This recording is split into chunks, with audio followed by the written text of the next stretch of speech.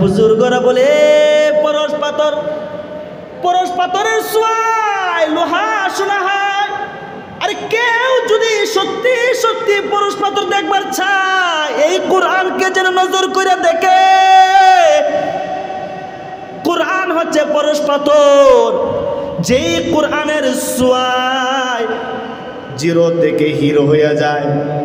আমিরুল মুমিনিন নিজেই তো পরশ পাথরের ছোঁয়া লাগছে, কোরআনের ছোঁয়া লাগছে, জিরো ছিল হিরো হয়ে গেছে। উবাই ইবনে কাব তো জিরো ছিল, জিরো ইহুদি ছিল, কোরআনের পরশ পাইছে, ছোঁয়া লাগছে।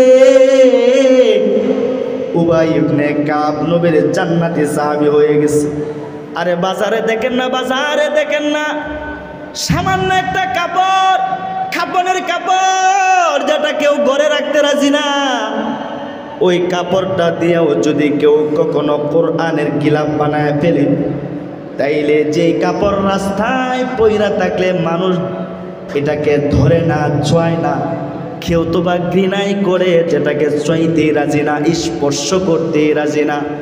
কিন্তু এই নর্মাল কম দামি কাপড়ের দামে তো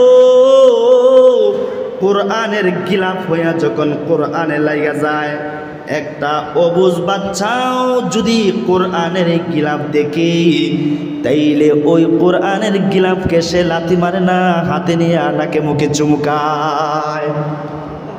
জোরে বলেন ঠিক কিনা?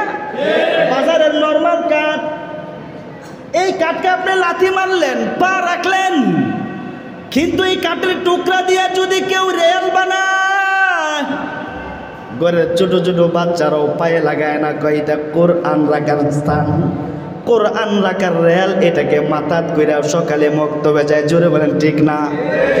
এটা কোরআনের আজমত, কোরআনের মহাব্বত, কোরআনের ইজ্জত, এটা তার সাথে যেই লাগে তারই সম্মান বাইরা যায়। যার সিনায় কোরআন ঢুকছে, তার সিনায় কোরআন ঢুকার কারণে আজমত বাড়াইছে কি?